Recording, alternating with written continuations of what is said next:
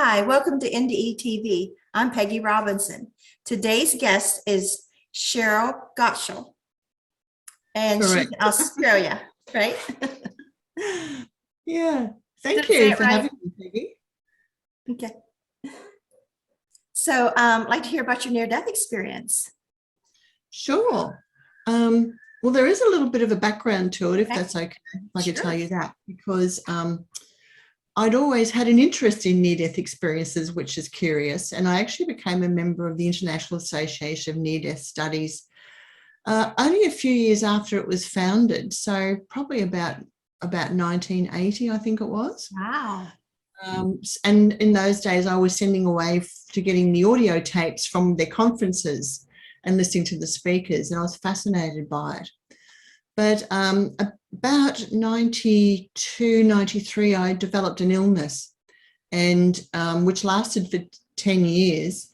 And originally it was kept under control by medication, but other strange things started to happen to me. Like I had I was going through a divorce. I was selling the family home, which I absolutely loved, and I had a young daughter, and it was very stressful, as divorce can be. But I started having these strange experiences. Like I had a couple of out-of-body experiences. One while I was driving, and I actually found myself sitting behind myself as I was driving towards my house. And another time, this one was more profound. I was watching my daughter, who at the time was, I think she was about 3 or 4, something like that, playing in the front garden. And I was sitting on the front deck of the house, watching her in the garden. And it was a beautiful day. I was very relaxed. And I just happened to look up, and there was a bird sitting on the power pole outside my neighbor's house. And as I looked up, it was like, bang, I saw myself from the bird's eye view, I guess that's bird's eye view, looking down at myself sitting on the deck watching my daughter. And I had absolutely no connection to my physical body. No, I just sort of went, oh, like I was looking at a scene, that was very strange. My vision was extremely clear, or like I'm looking at you now. And I could see the roof of my own home and the houses below that, because we lived on a hill. And it was amazing. And by the time my mind went, what the heck? Snap, I was back in my body like a rubber band, and I was back, and I thought, what on earth was that? But anyway. Did they scare you? No, that didn't. I was just so gobsmacked by what had happened. I wished it had lasted longer so I could be in that experience and sort of explore it more, but I didn't. It was just happened spontaneously, and only for, probably a couple of seconds, but it was long enough for me to know what was going on. What about the one in the car? What did you make of that? Well, I don't know. That was probably the first one that was the first thing I thought was, uh-oh, this is not safe, because I'm driving a car, but that was spontaneous. That was like a nanosecond. I was behind myself, seeing myself drive, and then I was back in my body. Was that during a relaxed state as well? Well, I think so, because even though I was driving, I was in my own street where I live. So I was just coming home. I was on automatic pilot, Yeah. You've done it a million times. So that was sort of like the illness seemed to be a catalyst for other things to happen. So in about 1995, Dr. Ken Ring came to Australia, and I had put my hand up to host him in my hometown, to take over from someone else who was looking to hand over that role. So I did, and he was great, and he stayed with me. But by this time, the illness was getting worse, and paranormal experiences started to happen. So, one day I was chopping vegetables on the kitchen bench, and there was a clock on the wall next to the bench, and it just jumped off the bench. I started to know things about people, what was going on in their lives, and sensing presences in the house, those sorts of things.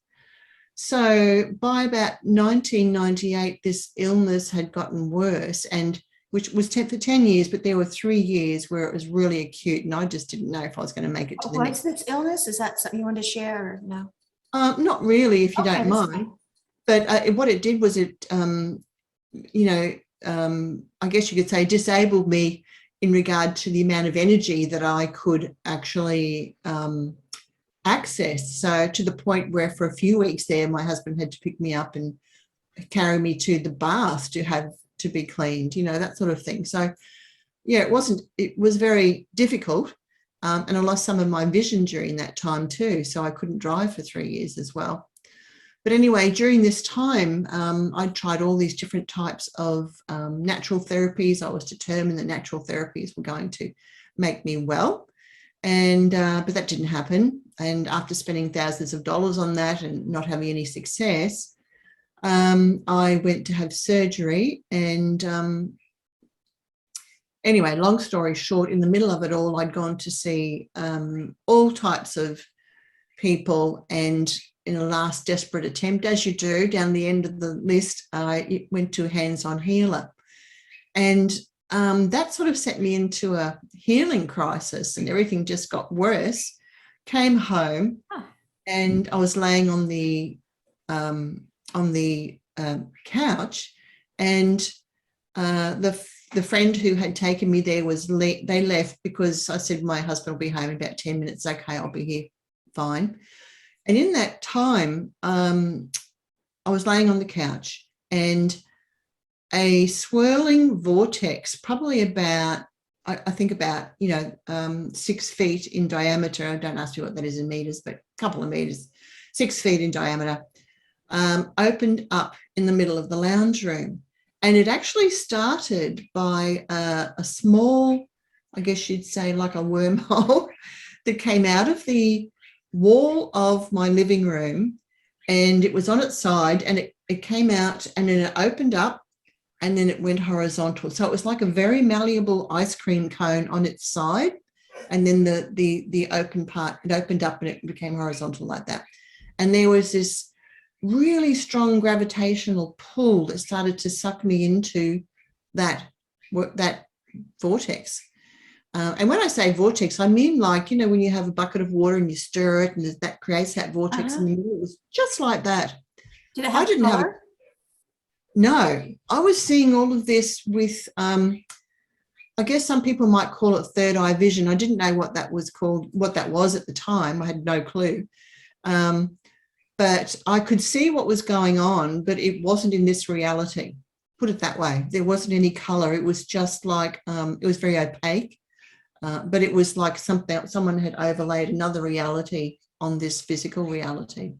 Meanwhile, I had separated from my body, and my non-physical self was clutching the back of the couch like this, like, I'm not going. In a tornado. Pretty much like that. Yes, exactly. And I could feel myself being pulled. I didn't actually get pulled into it because I decided I'm not going there, because I knew if I did, I wouldn't come back. And I just wasn't ready to let go yet. So anyway, in the middle of all this ticker tape went through my mind with my daughter's name on it. And when I say ticker tape, I mean like the old-fashioned telegraph messages that would come through on like a long, narrow strip, and information would be on that. And so that went through my mind. My daughter's name was on that. And then, bang, it just all stopped, just switched off completely. And I thought, what the heck was that? Because meanwhile, my heart rate had been going down. I'd sprung an energy leak on the inside of my elbow, which I've since come to understand there is a chakra there. And every time my heart beat, the energy would pump out, But then it was all over. And I was just gobsmacked. I just really didn't, I knew something profound had happened, but I didn't understand what it was. So, of course, that sent me on a quest, didn't it? Yeah. To look at more things.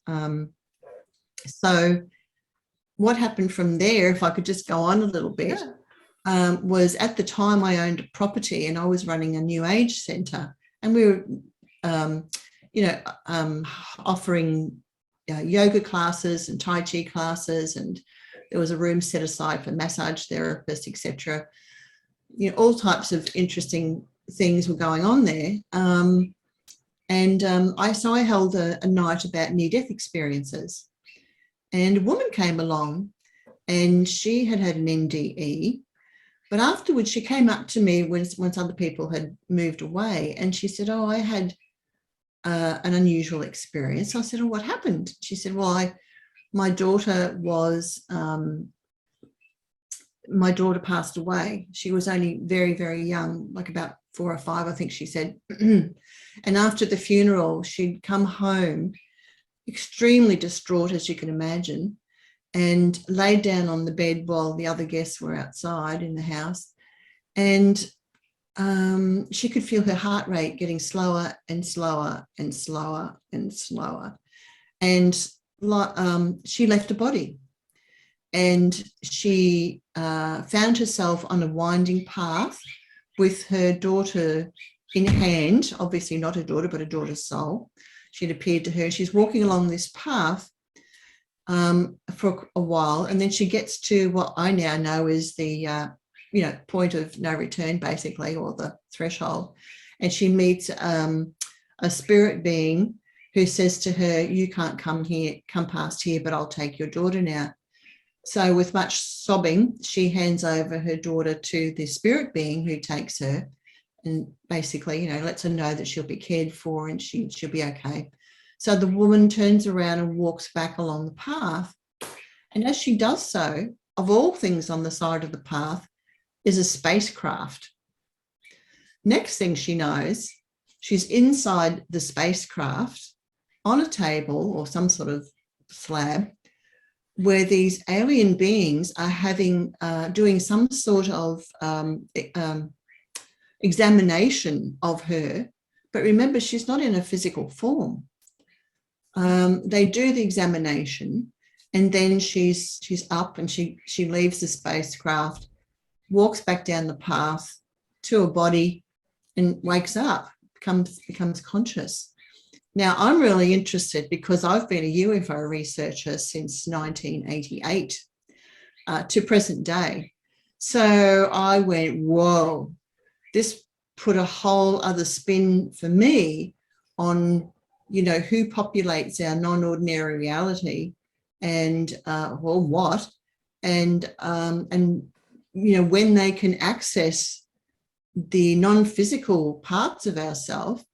And are some of the people that we meet in non-ordinary reality, are they, some of them actually extraterrestrials? So it sort of just blew my mind for a while there.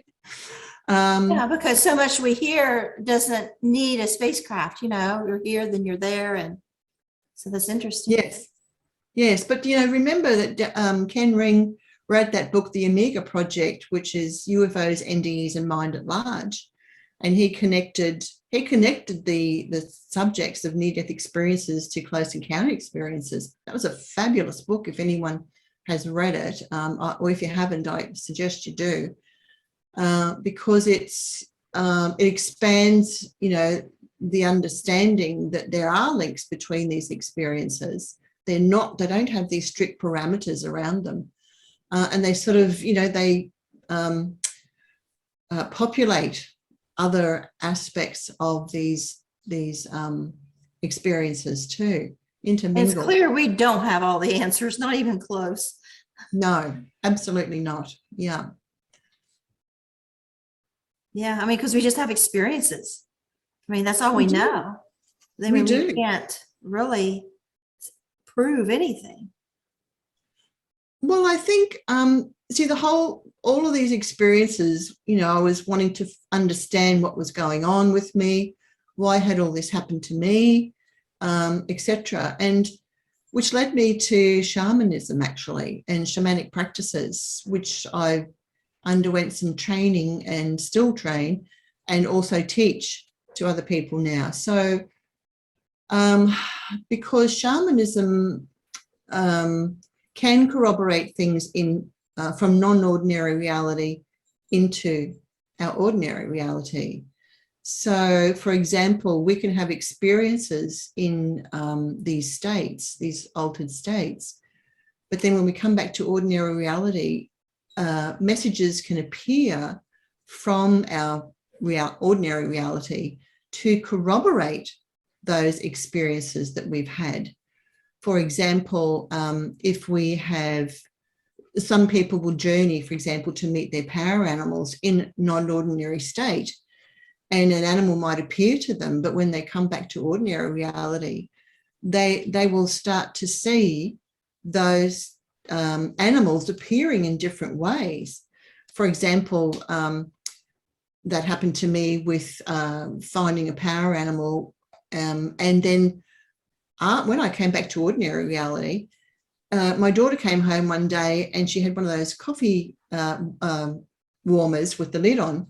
And she said, "Oh, Mum, look what a friend of mine gave me." And it had my power animal on it with the mushrooms down the bottom of the feet, which to me signified this is a very shamanic experience in an altered state. And it was around the same time, because the power animal was a deer. And around the same time, this is all within the week after I'd had this experience of finding my power animal. It was when the Hogue beer was released here in Australia as an ad for it, and there were all these deer in the ad. And then people started at that time were sending me images of deers in just little things that they were sending, little poems or little quotes or whatever, and there'd be a deer in it. So there are ways for these things in non-ordinary reality to communicate with us in this reality. And I think that there are beings that we can interact with in that state who can enter into our ordinary reality. And that's why we have ghost sightings, for example, or, other paranormal types of experiences like, I'm trying to think of the word now, poltergeist activity, those sorts of things. Or, and people can have near-death experiences and they can meet deceased siblings who died before they were even born, and those siblings can give them information that person in the NDE, when they return, can then corroborate with their parents. Right. So there's something really big going on here. It's not just our personal experience, but there's some bigger picture going on, as far as I can tell, of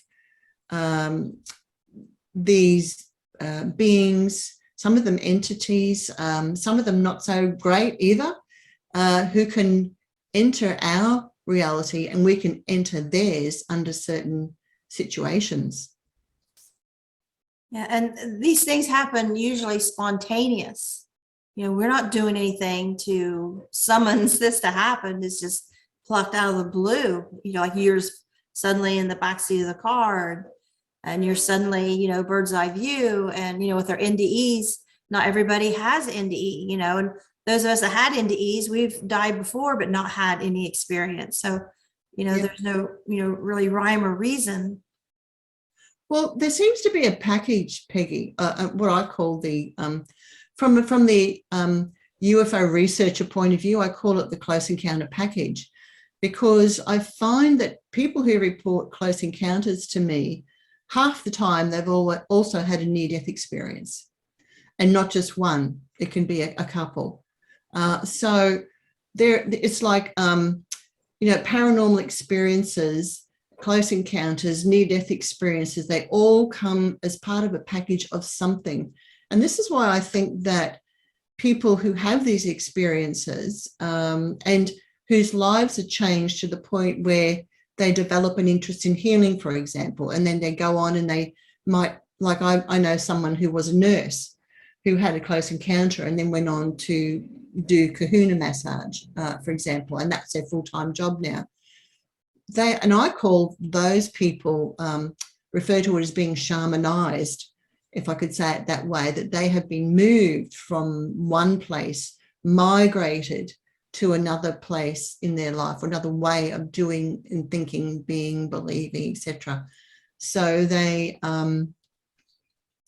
that these experiences, as you know, they shift us, don't they? They shift us into a different direction or a different way of being and doing, that we may not have ordinarily gone down that path.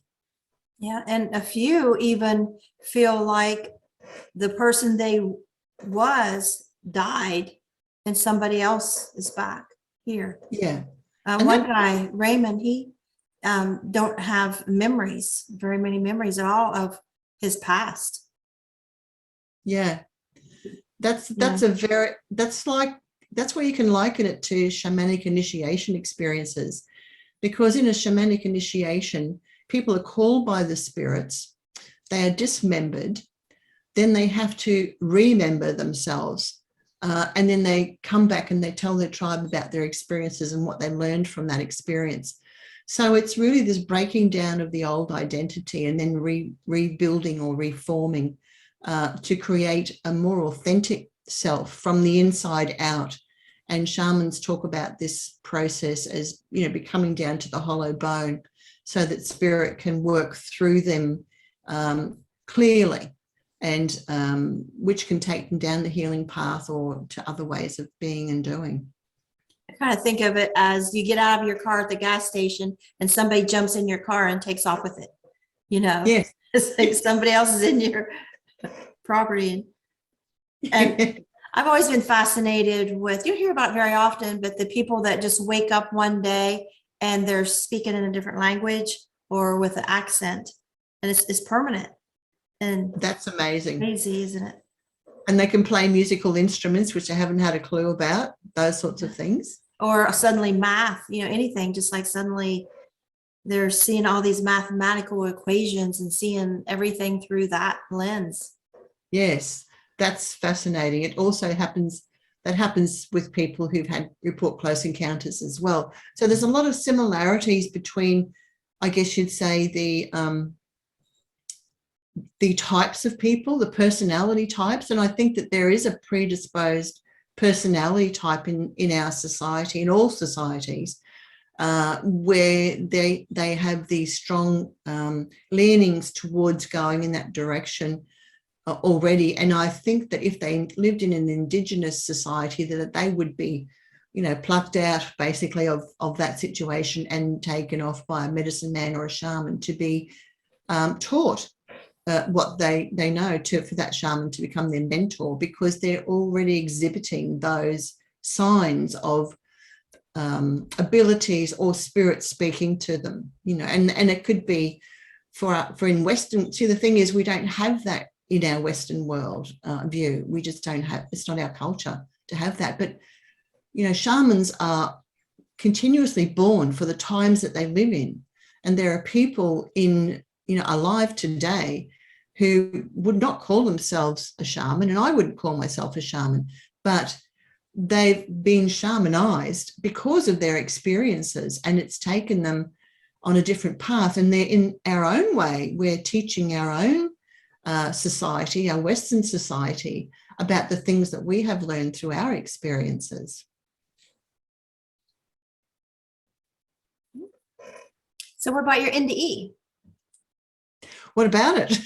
Do you want to move on to that? Well, actually, that was what happened. I didn't have a full-blown, I didn't go down the tunnel and meet a spirit being or see a light at the end of it. But what it did, it was the after effects of it, I think, was that it opened me up to going deeper into, because I was already on that path, but I just went deeper with it. And I think, we can get caught up in our experiences, and rather than letting them change us. And a lot of people I've spoken to over the years have, they've sort of been a bit lost at times after their experiences. And I think it's because they're a bit fearful of who they're becoming, because they don't fit into the box that they used to fit in. their family sees them differently, their friends see them differently, their workmates see them differently, maybe, if they've told those people. And, you know, those people can sometimes be treated quite badly. So I think, you know, they can say, oh, it's, you know, don't worry about it, just move on, you know, move on with your life. It's okay, forget about it. That was just a strange thing that happened. And I But think these- some people want to stand out and are welcome to that, but some of us don't. Mm, Some Yeah. of us don't want to stand out and look like the fool, you know, the crazy person and all those labels. I guess that's part of the learning, isn't it? To be authentic, we just have to be ourselves. And Yeah. Yeah. But I mean, for some of us, it's a long process yes, that we, you know, decide, okay, this is what I'm going to own to, because, you know, there's no other way of getting around it. You know, it happened and you just want to speak your truth. Whereas others will be, it's very private and I'm not sharing with anybody because I don't want to be called this or that, or I have a career. And yeah, and unfortunately, that's just because it's not in our culture, and that's a shame. Because I think if those people step forward, then we would. I'm not saying into the limelight, but speaking to their own circle of influence. You know, it has that flow-on effect to people and to some of them, and that's how society changes, isn't it? And that's how these cultural identities change. So yeah, it's not easy for people to stand up and talk about that. And nothing says you have to. It's a very personal experience. We own our own experiences, and we don't have to share them with the world. But I'm really glad that some do, because it makes a difference. It makes a difference to some other people who it validates them, because it gives them permission to talk about their experiences too, doesn't it? yeah. So I didn't actually have this full-blown near-death experience. It was the process. It was because after that, I was looking through a magazine, and there was an ad for the Rosicrucians. And in the ad was an image of exactly what I had seen in my NDE, which was this vortex, this tunnel, which was bigger at this end, and this man about to step through the tunnel. And it was a talk about that. Well, guess what? I was already a Rosicrucian. So at that time, I was just studying it because I was just exploring everything, right? I haven't followed on with that. But it was, all these things seemed to happen to corroborate what had happened to me in that other sort of reality. And this is what I was talking about before, that reality can talk and send messages to this reality. I have one UFO story I've never told publicly. My family knows about it, but it makes no sense. If you like to hear it. I'd love to hear it. Because I was always a person, I don't believe in UFOs and all that. You know, my mom in the 70s, she said, oh, look out the way, there's UFO. I wouldn't get out of bed. I was like, oh, mother, you know. I was one of those people. And it was, I believe it was 2010. I've tried to narrow it down with my husband before. Was it 2009 or 2010? But we were living in Colorado for a year. He had a job there for a year. I had come home to Ohio with one of my daughters. And I had done this trip. It's a 24-hour straight drive without stopping and just running for gas. That's it, you know. 24 straight hours driving from Colorado Springs to our home in Ohio. And like I said, done it half a dozen times. No big deal. I had this little car. I got at an auction. And it didn't have cruise, so you really got to pay attention, you know, your speed and everything you're doing. So I was coming home. It was dark. And I had my teenage daughter, Samantha, with me. And just driving along. I mean, I wasn't tired, you know, wasn't anything. And we were going through St. Louis, headed back to Colorado. And I glanced over, and we're on let's see, it'd be a 4-lane, but there's a wide median between, and it was kind of a busy section. But it was dark, so it wasn't, you know, that busy at that time. And there was big buildings along my left, the driver's side. And I just glanced over, and I thought, they must be having, you know, some kind of party, because only the top floor was lit up and the rest is all black. And I'm like, huh. And I just kind of daydreamed, having a big old party in there, just driving. And then I looked and I thought, well, there's no building underneath. This isn't a building with a floor lit up like I thought. There was no building underneath, because now I can see underneath it. But the crazy thing is, you would think if you see something like this, it's way out in the open, there's no other buildings. It was between two buildings. And I'm like, this is not possible. So I'm thinking, Oprah, does she have some kind of a hovercraft or something that you think they can kind of go above the highways? Because I'm looking at the other cars and I'm thinking, if I'm seeing what I think I'm seeing, these cars would be all pulling over and like, look at this, it's a huge UFO. I mean, it's huge. It was the size of a top floor of this building. I'm like, my eyes are playing tricks on me. And then it was behind me. I'm like, okay, this was a building on the side, a floor, I thought. Now it is behind me and it is following me down this road. And my daughter, Samantha, I thought for years she saw it too, because I'm like, oh my God, Samantha, and I'm hollering. I called my husband and I said, no, I think, aren't I said, aren't I near a Air Force base? Do they have hovercrafts? Because I'm telling you, I am seeing your typical flying saucer like you see in the movies. Like you can see the bottom, and what I thought was windows was like windows on this craft. And this thing's enormous. And I'm there's no way I'm seeing this, because the other cars ain't pulling over. But I found out a few years later, my daughter never saw it. She says, no, Mom. She says, I was scared because you were seeing it. She says, but I never saw it. I'm like, what? I always thought you saw it too. It was right behind me. And so I called my husband, like, is there an Air Force base? Because I'm seeing this and I'm kind of freaking out, but there's got to be an explanation, because I don't believe in UFOs. And so it followed for a while until we got into where it was like no other buildings and stuff around. And I'm like, I'm going to quit looking at it. I'm going to quit looking in my rearview mirror because it's freaking me out. Now, this makes no sense. And I didn't want to tell anybody, because I'm already weird enough talking about my NDEs and my spiritual experiences. You throw a UFO in there, like you're going to lose all credibility. But then a few years after we were home, and I'm no longer in Colorado, I happened to be flipping around the channels and they had something on there. And I was asking my husband, is this the same time? Is this the same area I was at? And it was like, could be. And it was something that was actually like police and sheriff was like pulling over, and they were documenting where it was. People were calling in and seeing it. And there was all documenting the same thing. I'm like, I wonder if that was, I don't know. Maybe it was just the top of a building and I imagined the rest. But I don't go around imagining things. No. Because I could see the bottom of it, and then it was behind me, like a building. You wouldn't still be able to see it as you continue driving down the road. Yeah. I mean, I hate to even talk about it, honestly, because Really? Oh, that's a shame. because it makes no sense. You know what I mean? Well,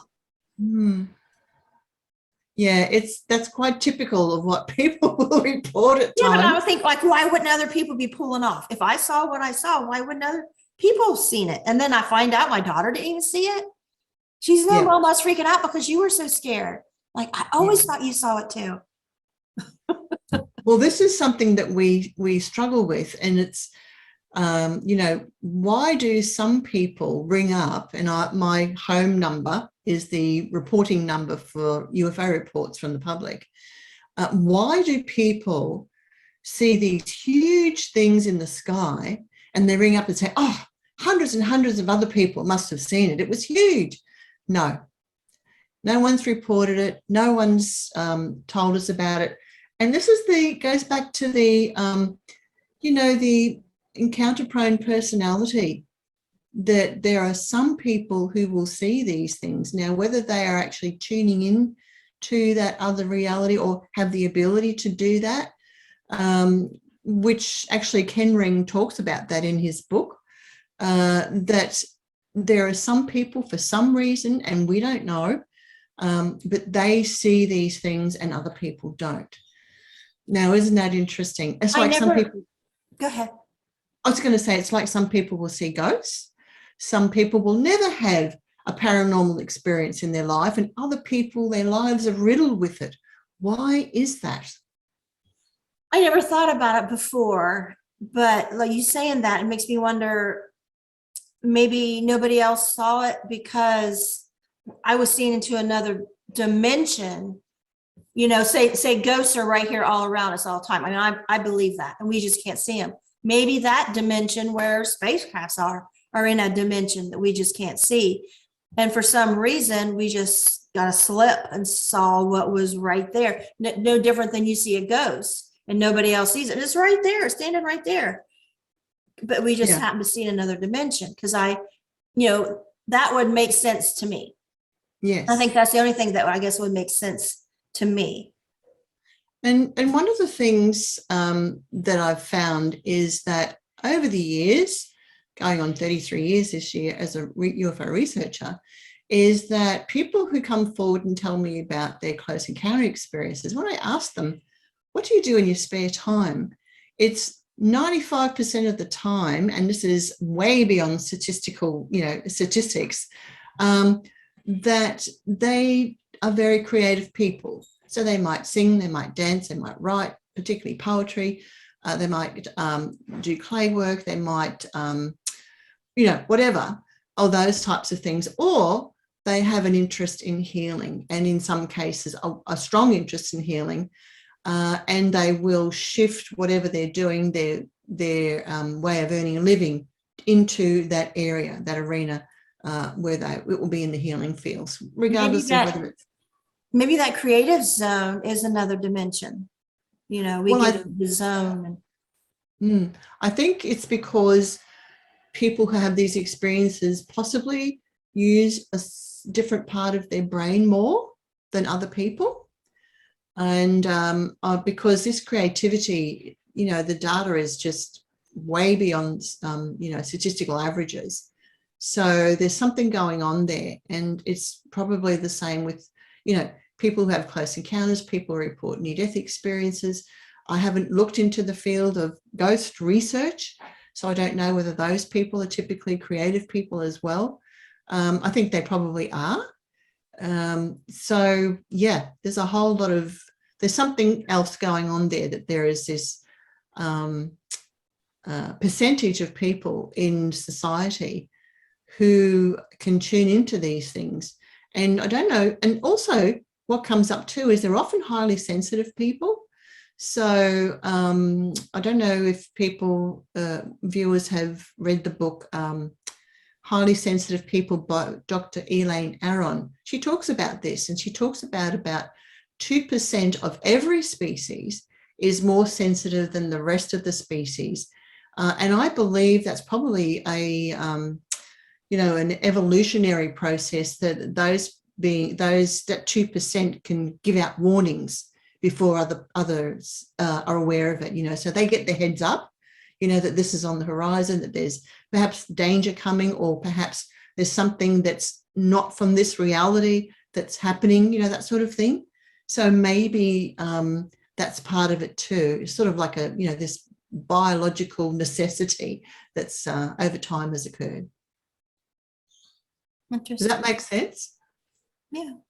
Yeah. I mean, I even got upset when I first started going to IANS groups, and the leader had said she went to not a conference, but something in town.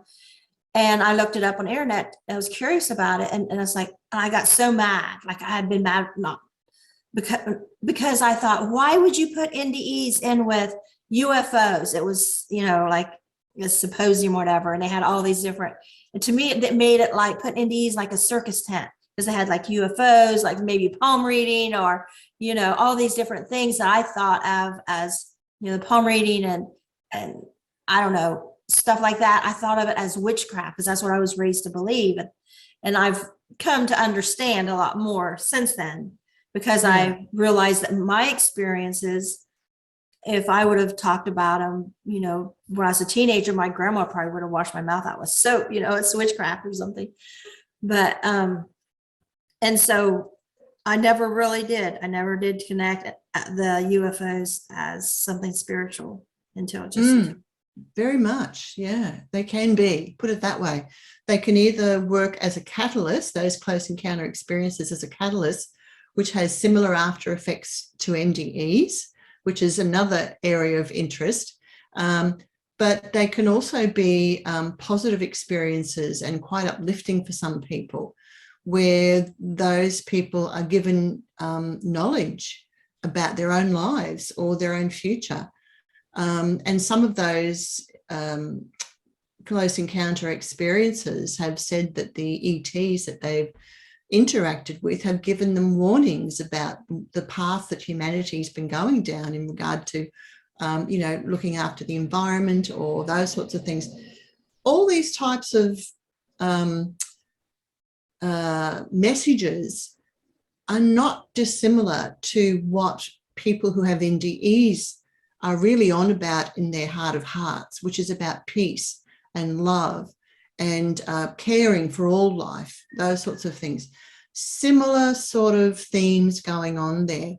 So, it's I can understand. For a long time I used to get frustrated with the near-death experience field because it wouldn't sort of go beyond that.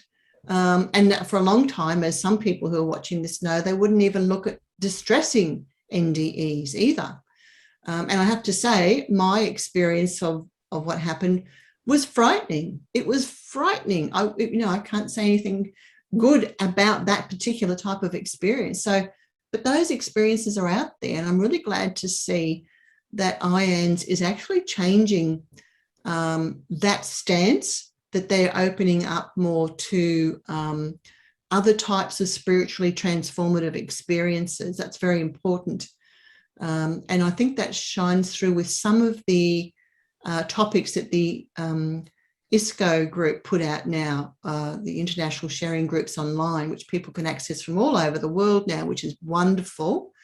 Because, you can see the different topics that are coming up, the different types of experiences that people are allowed to talk about too. That's so important.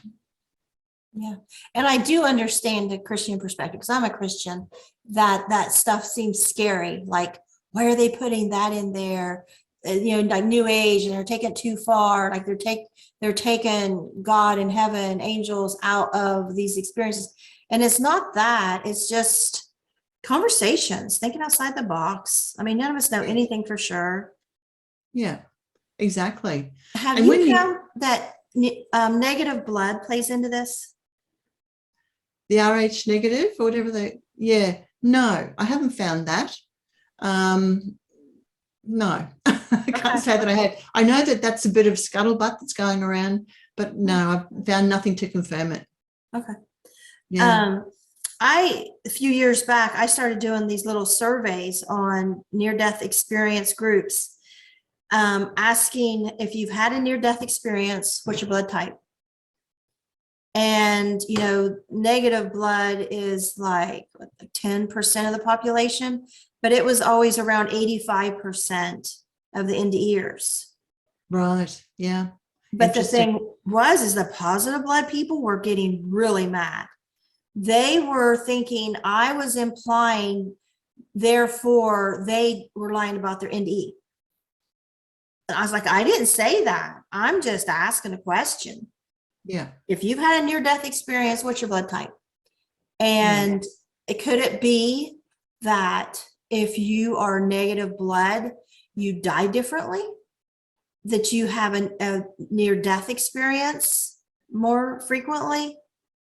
That for whatever reason, that we're more prone to come back or more prone to have an experience, or I don't know. I just thought it would be nice if an actual researcher would do like actual, studies when they're doing their questionnaires, just throw that question in there, but nobody wants to touch it because they don't want to offend people.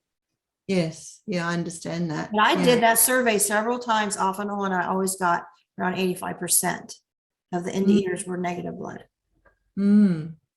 That's an interesting statistic. Do you know how many people were in that sort of that you looked at? A few hundred. Oh, wow. Yeah. That's significant. Mhm. Yeah, And the reason I got the idea is I was reading one night in something that negative blood people have more spiritual experiences. And I thought, wonder if they have more NDEs. I'll just ask. And that's why I got the idea. I wasn't like trying to disprove or anything. I was just curious. Yeah. They were putting all these things out there about negative blood, you know how they do. And that was just something I saw and I thought, well, I'll just find out. And I have heard things about negative blood and aliens and stuff. That's why I asked you. Yes, And yes. people that say they're abducted. I thought I had read before that they were more often negative blood, but you say that's not correct. Well, not as far as I'm aware. All I can tell you is that there's an organization called Free, which did an online survey of about 3,000 people. And the negative blood wasn't something that came out of that. But the other thing is online surveys have problems, you know, because it's a self-selected group. So, you know, you can't take that to the bank and say that's absolutely 100% correct, which is, you know, that's just the thing with online surveys. So, yeah. And another little weird thing on the side is I don't just click with very many people, but once in a while, I'll meet somebody and it's just like, are we related or something, you know?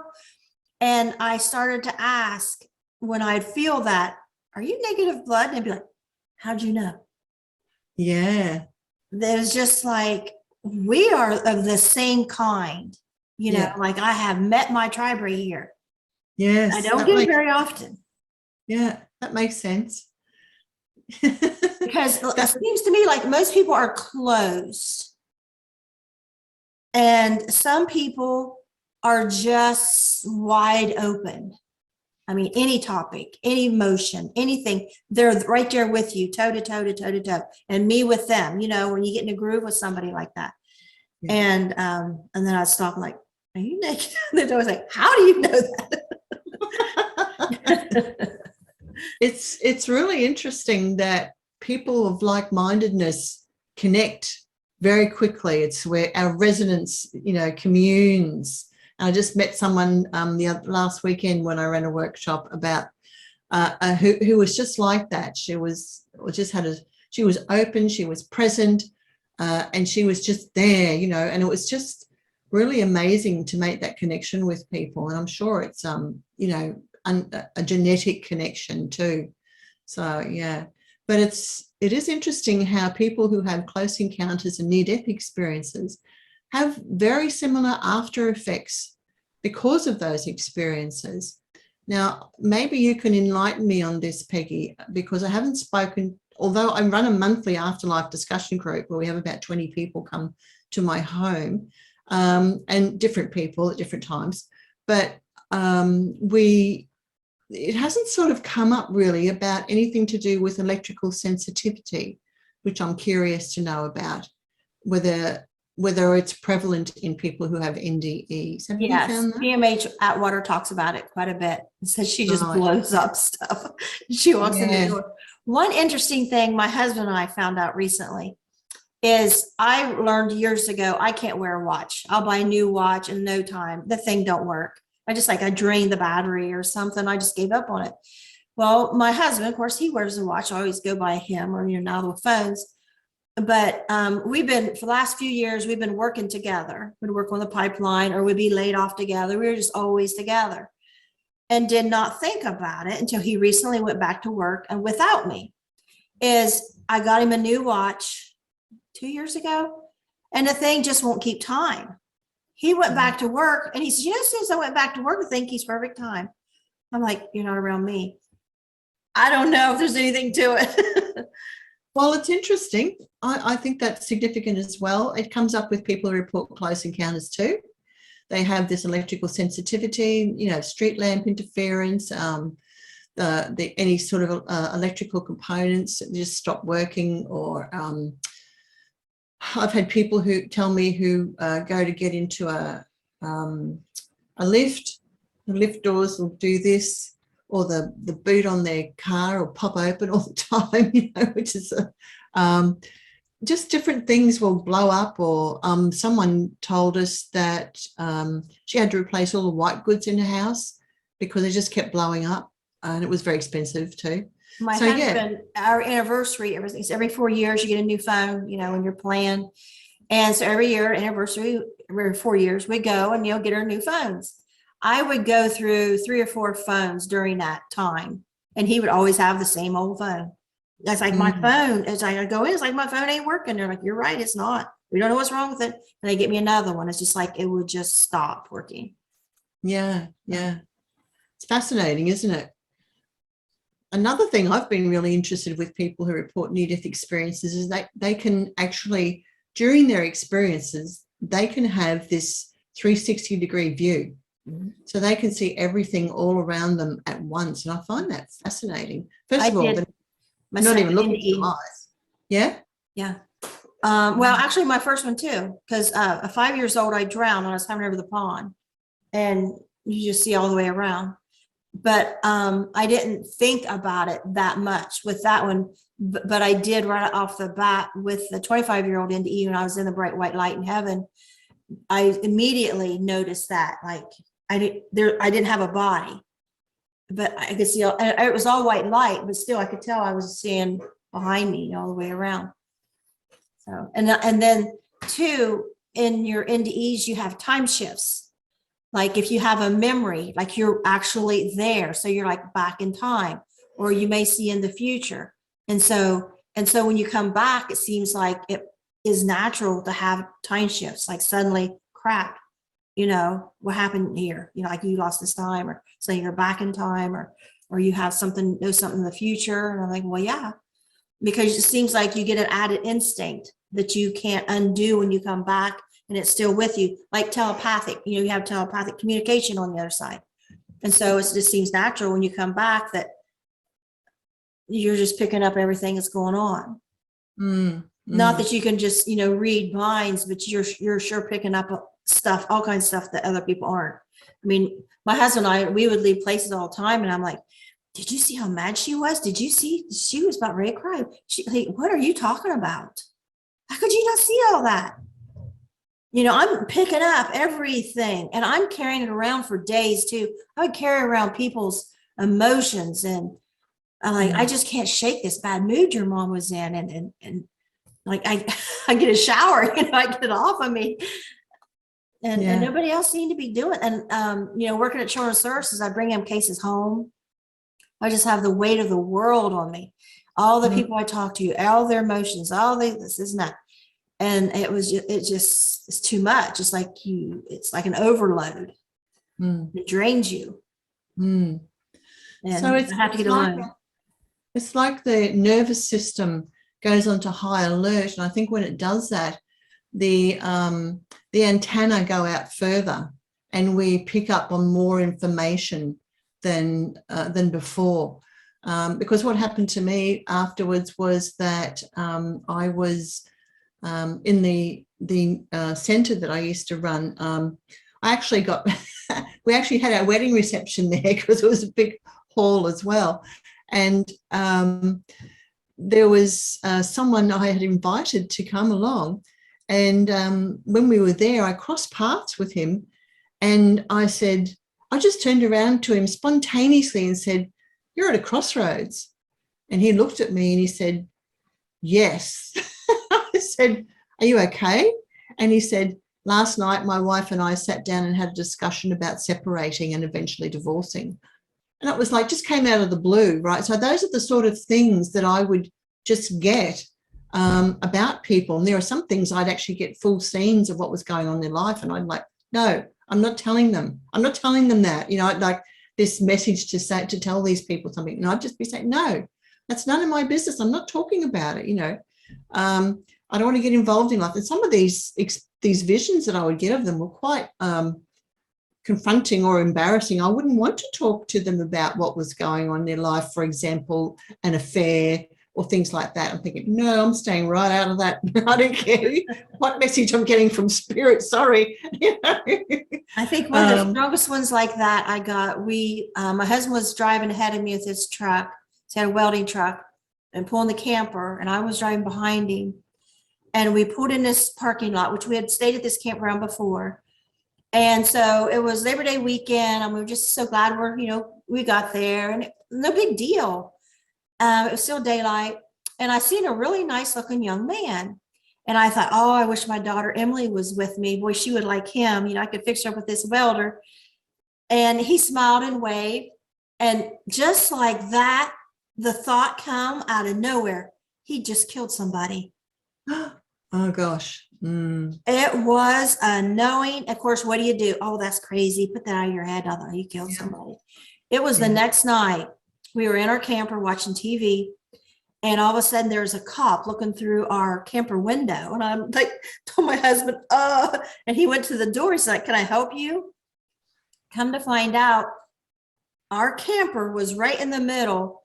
A camper on each side of us were accused of murder of someone they had gotten a bar fight with that weekend, and the guy had died. And so it ended up being a whole long thing. But I was like, as soon as I seen him, there's something about that smile. It was a smile of someone that's trying to look innocent when they're really guilty. Yeah. And it came out of nowhere. So I thought, oh, he's cute. I wish Emily was here. And then I thought, he just killed somebody. Yeah. It was just that sneaky, like, why is he smiling at us? That much of a smile. Like he's trying to cover up something. He just killed somebody. No. Wow. Crazy life. Oh, that's something that you really don't want to have to know, isn't it? I mean, at the time you feel crazy. And then later, the truth comes out and you're like, oh, okay. I wish I would have believed myself and not dismissed myself as crazy. But then again, you can't go around, acting on things, on every thought you have, because it's really hard for me. It isn't for some people to know what's my imagination or what was the truth, something coming in and speaking. Yeah. It takes practice, a lot of practice for me anyhow. Yeah. And a bit of discernment too is about it. So yeah. I've just learned to check it out without saying it, without really like I brought this up before, but we were coming home and wasn't far from the house, and there was a road closed sign due to accident. I'd never seen one of them before, and I've lived here since I was 16. And I thought, this is odd. We just had pulled over, was helping somebody in another accident, and here we are. There's this accident, but we didn't see the accident. It was just the sign. There's cops there and saying you can't go down this road on our way home. You got to go these detours because there's an accident like somewhere down there. And as soon as my husband started to get out of the car to go ask the cops, well, we live just right here. Can we go, this far? As soon as he started to get out, I was like, wait. I know what happened. It was a motorcycle accident. And they're just, one guy was killed, but there was a woman in the back and they don't know she was back. I knew everything. And she was thrown, and they're not looking for her. He got back to tell me it was going on. I said, it's a motorcycle accident. It wasn't. And he said, yeah. He said it was some guy, and they almost got it all cleaned up. But they said we could go on down because it's further. And I says, it's near Chris's house. My friend Chris, I know it's at her house, and I know that woman's out there. He said, no, there's one guy. I said, no, because they don't know it. And I went through this whole thing, and I tortured myself, and I should have just went there. Because they said, called my friend, are the cops still down there? Like, do you think people are allowed to walk around? Because I'm telling you, there's somebody that's thrown. Well, what happened the next day? They found out the woman was thrown, and they didn't know it. Her son had called. So I think maybe my mom was with that guy that was killed on that motorcycle, and they found her body.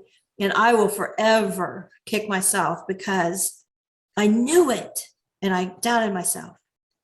And so learning lesson, like I thought, okay, from now on, just go see.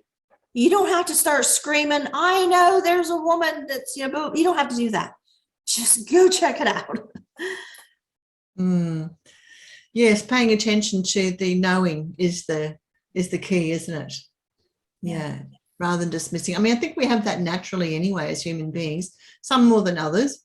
But when we actually when we exercise that too, regardless of where we had these experiences, I think it's more helpful. But the experiences, I mean, it'd be nice to be able to have that more strongly in our lives without having to go through these unusual experiences. But sometimes that's just the way it goes. Yeah. And I have one sister that's severely mentally ill, and I have another sister that, I'm sorry to say, I mean, everybody knows it. Mom says she started lying when she learned how to talk, but she just lies, tells stories, ghost stories, fairy stories. I mean, just stories. And so I never wanted to be one of those things, to look crazy, to look like a liar. I hated lies. She'd lie about me. She still lies about me to this day. I hate lies with a passion. And so to tell these stories, I never wanted somebody to look at me like they're a liar. They're crazy. And so I just kept everything quiet. Obviously, I don't now. Yeah. You're all out there now. Yeah, because I think, there's might be other people out there that have this and are where I was, keeping it hidden.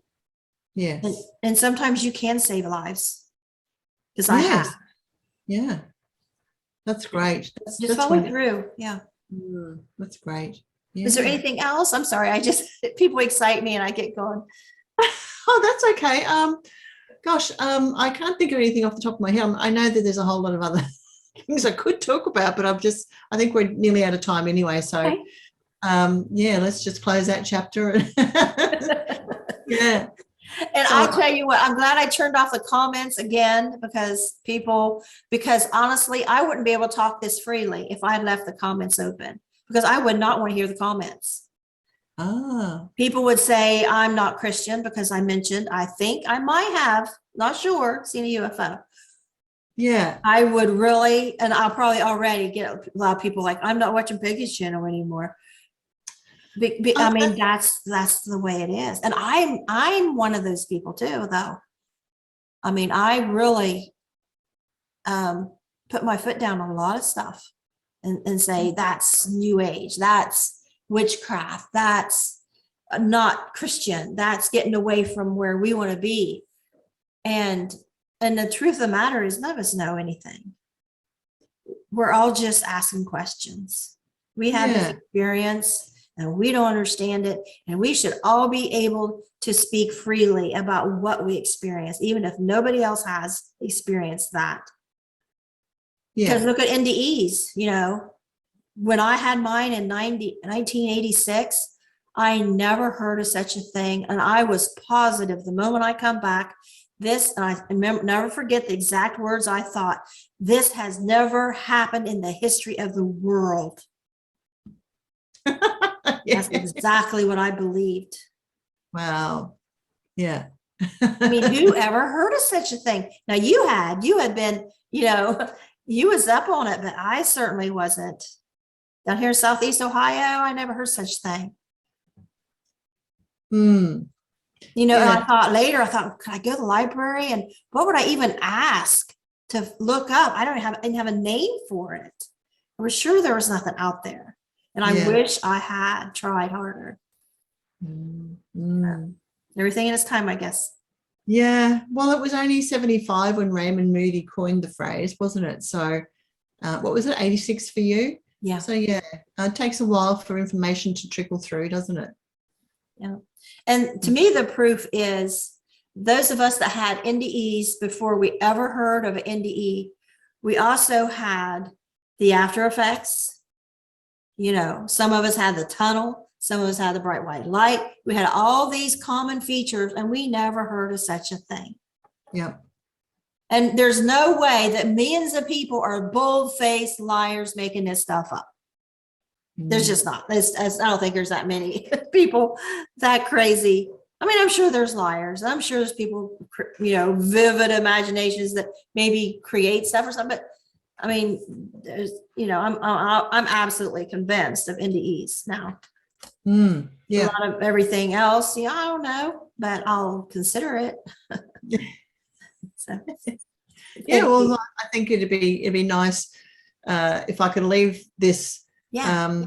chat with one thought for people, is that to take down the parameters of what you hold in the near-death experience study or the research field, take that down and allow for other topics to come in, because in these other fields of research, and the same thing with the interesting thing for me is with the UFO field, which I've been in for a very long time, is it's riddled with paranormal experiences, including NDEs. But do you think I can get the ghost researchers to look at that, or the people who are involved in doing other unusual things like that to look at this? No, there's this strict border for some groups of people to say, no, that belongs over there and this belongs over here. Actually, it's all part of it, I think. I'm not saying it's all the same, but I think there's connections. And I think that that's what we have to, you can only go forward by taking down those parameters and having a good look at what else is going on. And there's only a handful of people here in Australia that I would have spoken to who are paranormal researchers, because really this comes under the paranormal umbrella, who have that eclectic approach to what is it, what's going on, and how does it all sort of, does it fit together, or is this, they don't have these very strong parameters. And because of that, they make headway faster in their understanding than what I think other people do who are sort of stuck, so just a thought for people to have to close with. And, there's a paranormal, I guess, ghost hunters nearby, and I've never been interested in that kind of thing. But I got talking to a lady that's in charge of it here recently, and I'm going to have her as a guest on here and talk about whatever she wants. And she's invited me to speak when she does her thing in my county. And I thought, well, NDEs, the ghost hunters probably aren't interested in that. But then we got talking. I was a ghost kid, and during my drowning, it was all out of body, running around doing stuff. And she said, start there. So, I mean, we may think we're far apart and on things, but sometimes there's common ground too. Yeah, absolutely. Yeah. So thank you. Oh, thank you, Peggy. Very It's been a interesting. really interesting chat. Okay. Bye-bye. Bye.